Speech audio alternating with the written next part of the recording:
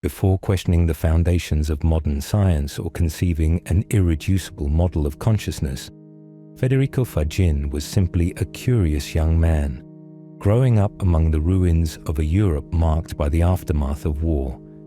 His childhood in Vicenza, Italy, was not surrounded by luxury or certainty, yet it was filled with a constant yearning to understand how things worked.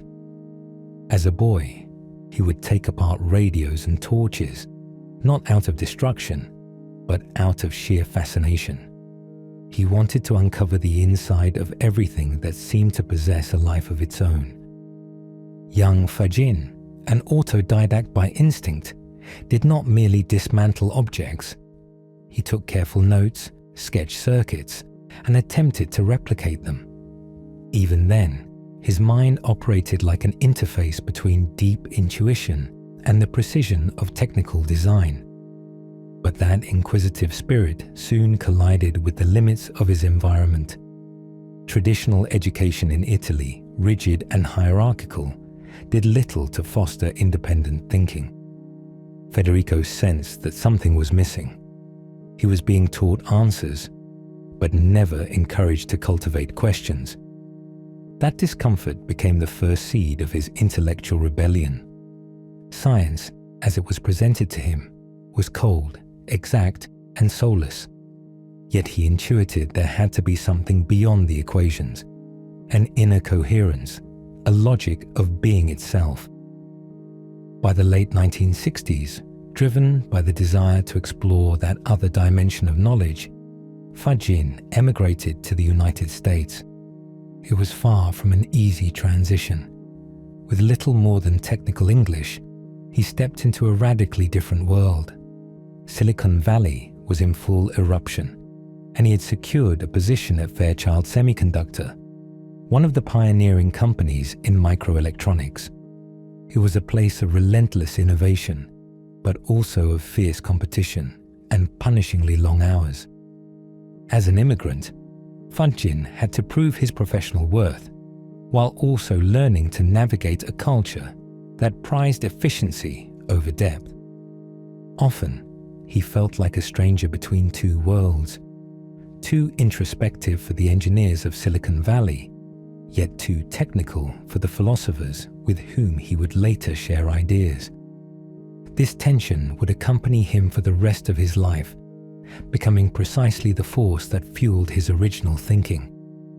What is striking is how this early experience, being the other, the foreigner, the one observing from outside, shaped his perception of consciousness. Even then, he began to notice that the real question was not only what was done, but from where it was done. What motivated invention? What lay behind technological innovation? At Fairchild, he did not find answers, but he did find tools. It was there that he developed manufacturing techniques that would later make possible the creation of the very first microprocessor in history. During his time at Fairchild and later at Intel, Faggin began to glimpse something that would alter the course of his life. That true progress was not merely about miniaturizing circuits, but about expanding the understanding of the human being. This insight did not arrive as a formal theory, but as lived experience. In the midst of his technical work, existential questions would surface uninvited. Could a machine have intentions? Where does real creativity come from? Can intuition ever be replicated? These questions found no space in the laboratories, yet they lingered like a subtle echo. His identity as an immigrant, as a displaced observer, granted him a perspective many of his colleagues lacked, a critical distance, and that distance, rather than leading him to cynicism, propelled him towards exploration. He did not seek to tear science down, but to expand it. He did not reject technology, yet he sensed it had to be accompanied by consciousness. This dual awareness, technical mastery coupled with philosophical curiosity, became the quiet engine of his future ideas. It was also during this period that he began to understand that invention was never purely mechanical. It carried with it the imprint of the inventor's own mind, emotions, and silent aspirations. Such a realization would later shape his philosophy of innovation. Thus, the boy who once dismantled torches ended up illuminating concepts that, years later, would challenge the very structure of knowledge itself. And as Faggin's journey unfolded, it became clear that his true contribution would not be limited to engineering, but would reach into the heart of how we understand reality. This, however, was only the beginning of his story.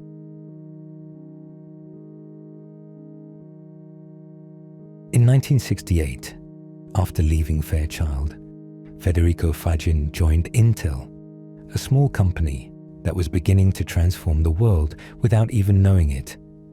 He was not driven by fame or money, but by an almost compulsive passion to understand how to translate ideas into physical reality. At that time, integrated circuits were still rudimentary, and personal computing seemed like a distant dream. Faggin, however, already envisioned another possibility. The story of the Intel 4004, the world's first commercial microprocessor, was no accident, nor was it a simple, isolated invention. It was the result of a series of bold technical decisions, brilliant intuitions, and above all, a mindset willing to break conventions. Faggin didn't just lead the project, he redesigned it from scratch. The Japanese client Busicom had commissioned a calculator with multiple chips, but Faggin proposed condensing everything into a single circuit. At the time, this seemed an overly risky leap. MOS technology, metal oxide semiconductor, was still in development. It was unstable, difficult to manufacture with precision, but Faggin mastered this technique like few others, and it was here that his genius shone. He designed a revolutionary architecture integrating memory, control unit, and processing into a single chip, something no one had ever done before. To achieve this, he had to create new design methodologies, new tools, and even modify manufacturing processes. It wasn't simply programming, it was engineering in its purest form. But the context was also key. Intel, unlike other companies, trusted individual initiative. There were no heavy structures or suffocating hierarchies. Faggin could make quick decisions, gather his small team, and move forward without bureaucratic breaks. It was a perfect storm: vision, freedom, and urgency. That combination was intoxicating. There was a palpable sense that every line of circuitry, every adjustment in design, could tilt the future in an entirely new direction. Inside the lab, the air seemed charged, not just with static electricity, but with possibility. Faggin and his colleagues knew they were crafting something that would outlive them.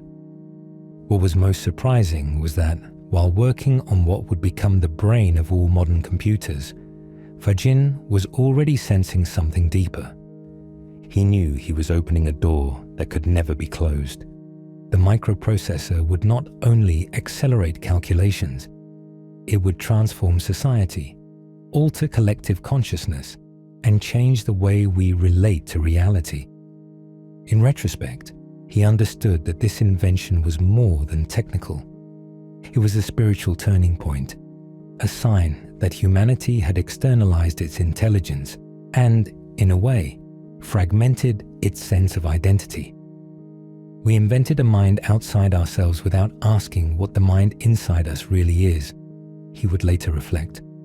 Faggin was never a technophobe. He valued the beauty of design, the power of code, the precision of systems, but he also saw the risk, mistaking the tool for the creator. The microprocessor was only a mirror. It reflected the structure of logical thought, but it did not capture the totality of being. That is why, although he celebrated his success, he also felt the weight of its implications. He also began to reflect on the broader philosophical questions his work provoked. Could the tools we create eventually shape the very way we think? Could machines, once sophisticated enough, influence our values or even our sense of self? These questions would quietly accompany him into the next chapter of his intellectual journey. What few people know is that Faggin also personally oversaw the first prototypes, troubleshooting electrical faults and checking connections freehand. He slept little, reviewed schematics in the early hours of the morning, and kept a small notebook with loose ideas, many of which later became crucial solutions. He was not just an engineer, he was a complete inventor. This moment marked a turning point. Faggin realized that he had to go beyond silicon, that his next invention would not be a chip, but an idea, a radical understanding of consciousness. The technical journey had brought him to the threshold of the invisible, and from there, his true exploration would begin. After his transformative experience as a pioneer of the microprocessor, Federico Faggin found himself facing a more radical question. If we had managed to externalize logical thought into a chip, why could we not do the same with consciousness? What was it that escaped us? What made thinking not the same as being? The answer did not arrive in the form of an algorithm, but as a vision, a deep intuition that, over the years, would evolve into what he called the CIP, the Consciousness Integrated Processor. At first glance, the name sounds technical, almost like an extension of his earlier work, but it is not. The CIP is not an electronic design. It is a conceptual representation of how consciousness operates from within, viewed as subject, not object. Unlike conventional computational systems, which process data according to fixed rules, the CIP is based on direct experience. For Faggin, consciousness is not a flow of information. It is a flow of meaning. It does not merely respond to stimuli like a machine, but interprets, contextualizes, decides. It is free, and that freedom cannot be simulated. The CIP model imagines a structure in which each conscious unit is capable of perceiving, understanding, and responding creatively. There is no pre-written program dictating its actions, but a continuous process of individuation. Each node in the system does not behave like a cog in a mechanism, but as an autonomous center of significance. This is a radically different vision, one that challenges the very foundations of modern artificial intelligence. Faggin proposed this vision not as a replacement for science, but as a necessary expansion of it. Traditional science, grounded in objectivity and repeatability, has been extraordinary in describing the external world, but it has failed when it comes to grasping the inner world. The CIP, by contrast, points towards a paradigm in which the subjective is not a nuisance, but the key itself. The model is born from lived experience, from the intimate certainty that there is something within us that cannot be reduced to patterns nor replicated by machines. Something that feels, chooses, transforms. This something is the core of the CIP. It is not energy nor information. It is living consciousness. In this vision, Faggin restores the value of mystery. The CIP's ability to integrate multiple levels of perception also sets it apart from any known artificial architecture. Faggin speculates that each conscious unit in this model might access dimensions of experience that transcend linear time, enabling not only memory, but an evolving sense of meaning. It is not about storing data, it is about transforming through it. This dynamism is, in essence, what defines a conscious being as opposed to a passive system. Instead of taming consciousness with functional definitions, Faggin proposes an active respect for its irreducibility. Understanding, he says, does not always mean control. Sometimes it means accompaniment. It means observing in wonder, allowing the inexplicable to open new pathways. The CIP model, then, is not just another theory.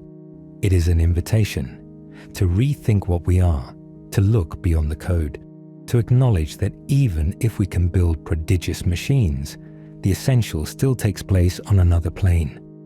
The plane of conscious presence, the invisible realm that gives meaning to all that is visible. And perhaps, Faggin suggests, the ultimate lesson of the CIP is not about technology at all. It is about learning to see ourselves not as detached observers of reality, but as participants in an unfolding universe, where every conscious act contributes to the fabric of existence, and where the greatest processor is not made of silicon, but of awareness itself.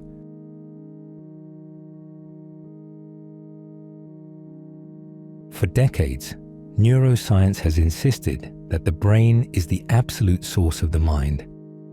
Under this premise, every subjective experience, every emotion, every decision can and must be explained as the result of biochemical processes. But for Federico Faggin, this view is at best incomplete, and at worst, deeply mistaken.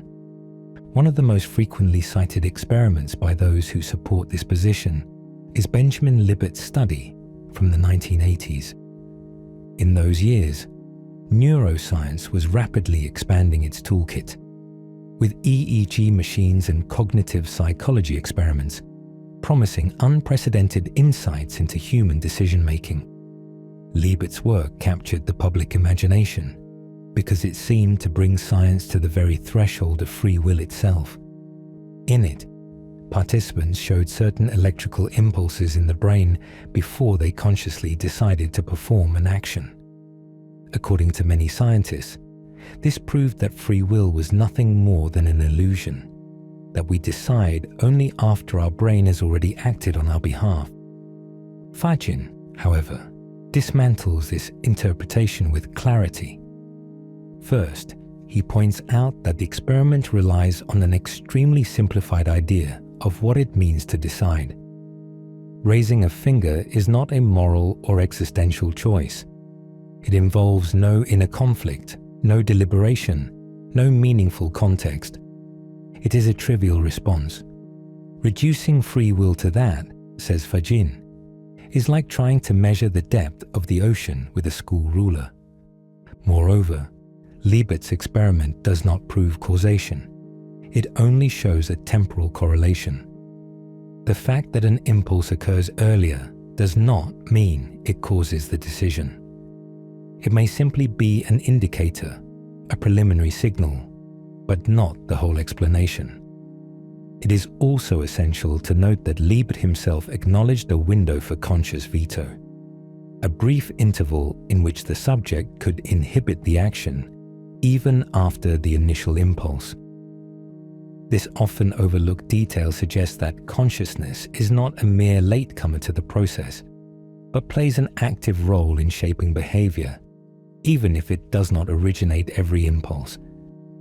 Faggin proposes that consciousness operates from a deeper, subtler level, one that cannot yet be detected by our instruments. This disagreement with mechanistic neuroscience is not anecdotal. It is part of a broader critique that in its quest for objectivity, modern science has marginalized the subjective. It has treated consciousness as though it were an inconvenient variable, a background noise to be ignored. But Faggin insists that without it, there can be no genuine understanding of the human being.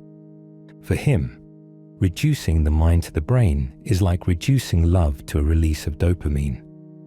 And while such neurochemical explanations may sound neat and satisfy those who seek purely physical answers, they strip away the richness of lived experience, the poetry, the ambiguity, and the depth that make human life more than a set of measurable reactions.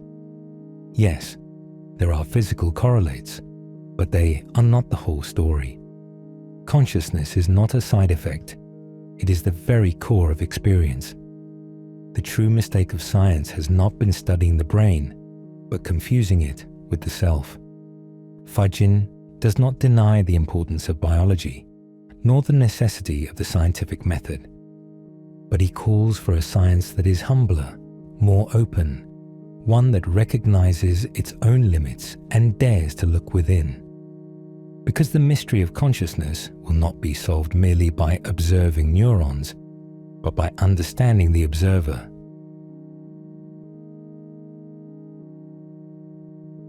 In his quest to understand consciousness, Federico Faggin did not limit himself to science and engineering.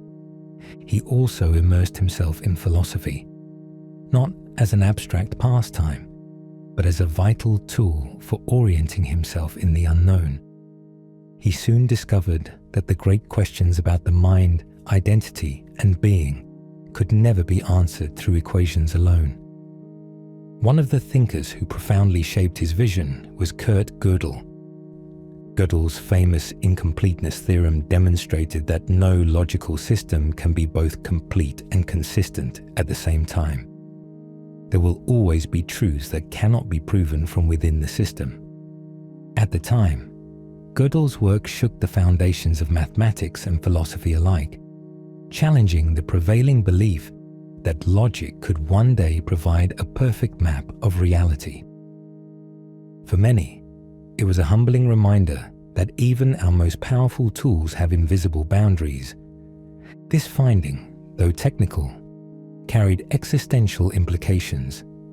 For Faggin, it suggested that reality can never be fully captured by any formal language, that what is essential always escapes codification. He saw in this a spiritual key disguised as logic. The most important aspects of reality cannot be contained within closed systems.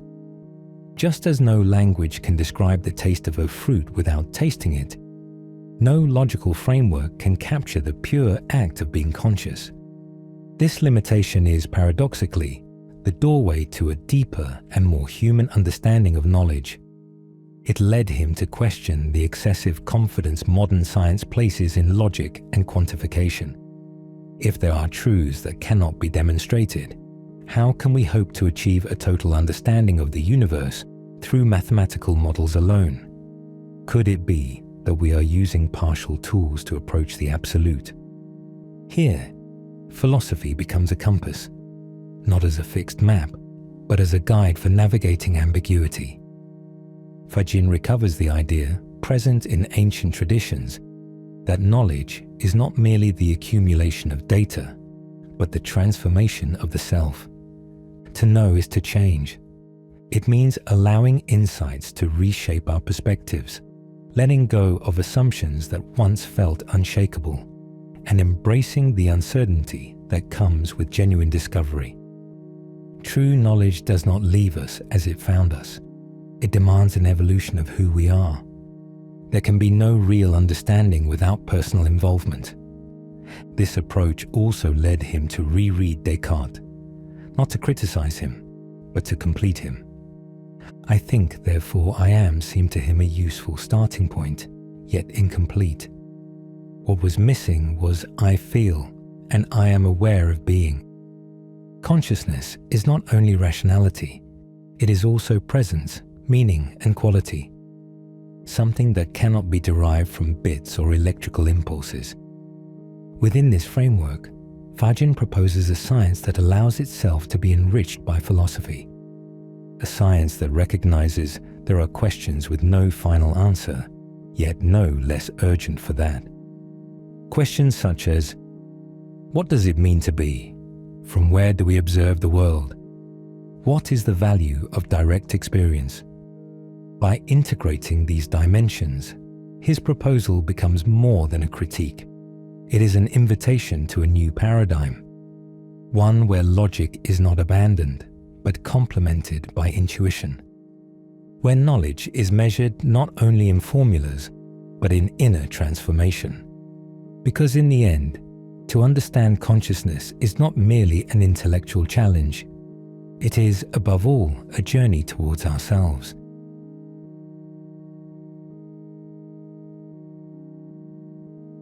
In recent years, the promise of transhumanism has gained remarkable momentum. The idea that we will one day transcend our biological limits through technology, merge our minds with machines, and ultimately achieve a kind of digital immortality. Advocates speak of limitless upgrades to our abilities, of curing every illness, and of freeing ourselves from the fragility of flesh. These visions are painted in bright, futuristic colors, designed to spark awe and hope, but rarely invite deeper reflection on their hidden costs. For many, this sounds like inevitable progress, but for Federico Faggin, it is a dangerous distortion of what it truly means to be human. The central problem, according to Faggin, is that transhumanism begins from a false assumption that consciousness is a computational process. From that premise, everything seems possible.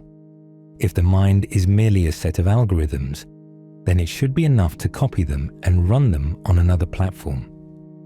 But Faggin rejects this idea with vehemence. Consciousness, he insists, cannot be reduced to data or code. It is a living, irreducible, embodied experience. Faggin warns that in confusing intelligence with consciousness, we fall into an illusion. Machines can simulate thought, language, and even emotions, but that does not mean they have experiences. There is no one inside an algorithm. What we are seeing is a sophisticated imitation, not a lived reality. And building increasingly advanced artificial intelligences does not bring us closer to understanding ourselves. On the contrary, it may lead us further away from our essence. From this perspective, transhumanism is not an enhancement of the human being, but its negation. By aspiring to replace the body and mind with computational systems, it eliminates everything that makes us unique: vulnerability, mystery, and direct contact with existence. For Faggin, this is not evolution, it is alienation. Yet his critique is not purely technical, it is also spiritual. In his view, consciousness does not emerge from the brain, it uses the brain as its instrument. We are not machines that think, but beings who feel, who love, who intuit. By attempting to digitize this totality, transhumanism impoverishes the human experience and promotes a new form of extreme materialism.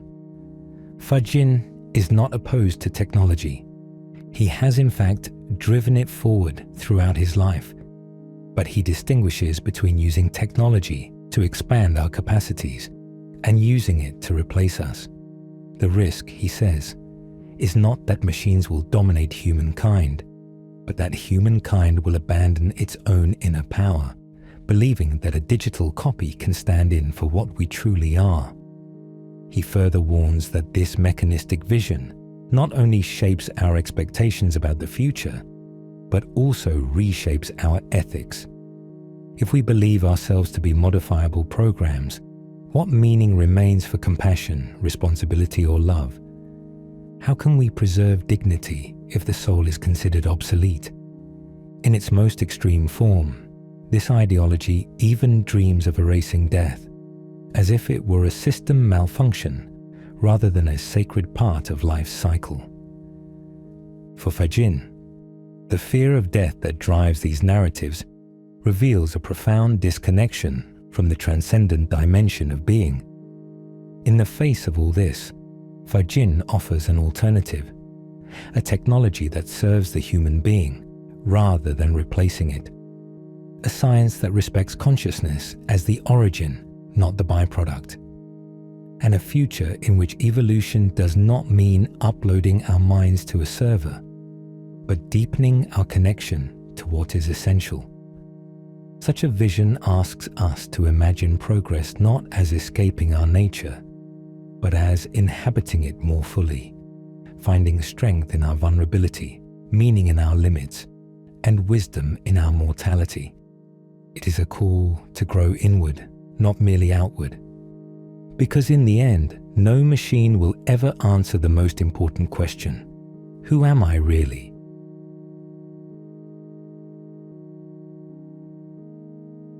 After decades of scientific exploration and a profound spiritual transformation, Federico Faggin concludes that we need a new way of knowing, a science that does not deny consciousness, but places it at the very center. Such a shift, he argues, would mark one of the greatest turning points in human history. It would mean recognizing that the act of knowing is inseparable from the knower, and that the richness of our inner world is not a distraction from truth, but a vital dimension of it, not as an object of study, but as the foundation upon which all knowledge is built. This proposal does not arise from a rejection of modern science, but from its natural evolution. For Faggin, current methods, focused on objectivity and quantification, have been powerful in describing the physical world. But by excluding subjective experience, they have left out precisely that which makes all observation possible: consciousness itself. The new science he envisions must integrate the external and the internal. It is not about abandoning logic or experimentation, but complementing them with intuition, introspection, and meaning. For to know is not only to measure, it is also to understand, to feel, to resonate. And such things cannot be captured solely in graphs or equations. Moreover, Faggin emphasizes that traditional science has deliberately avoided introspection for fear of subjectivity, treating it as a source of error. But he turns this logic on its head. Without an inward gaze, knowledge remains incomplete. How can we study consciousness without including the consciousness of the observer? For him, absolute objectivity is a useful myth, but an incomplete one. Instead, he proposes conscious objectivity, a practice that is rigorous, yes, but also self-aware, where the researcher becomes an active part of the phenomenon observed. One of the pillars of this new vision is the acceptance of the irreducibility of experience. Every conscious being is unique, and that uniqueness cannot be encapsulated in a general formula. This is not a weakness, but a richness. Just as in music, no two performances of the same score are identical, in life no two perspectives on the world are the same, and both are valid. Faggin insists that this new science must be infused with values, responsibility, compassion, humility, not as ethical add-ons to a neutral technique, but as necessary conditions for true knowledge. Because when the researcher recognizes their own interiority, they can no longer view the world as something entirely separate. Each discovery becomes, in part, a mirror. This paradigm also invites us to rethink education, no longer as the accumulation of data, but as the awakening of consciousness, a process in which learning also means transformation, embracing inner freedom and cultivating discernment, and recognizing that truth is not always out there, but also in here. Finally, Faggin proposes that this science of being will not only expand our understanding of the universe, but heal the fracture between reason and spirit that has divided us for centuries. It will be a science that is more complete, more human, more wise. A science that does not fear mystery, but honors it as a source of revelation. In embracing such a vision, humanity could begin to rebuild its relationship with the unknown, not as something to conquer, but as something to enter into dialogue with. This openness, he suggests, is the birthplace of wisdom and the truest measure of progress. Because ultimately, the deepest knowledge is not the kind that makes us feel powerful, but the kind that returns us to wonder. The kind that reminds us that behind every atom, every idea, every number, there is a living spark that observes, loves, and seeks to understand itself.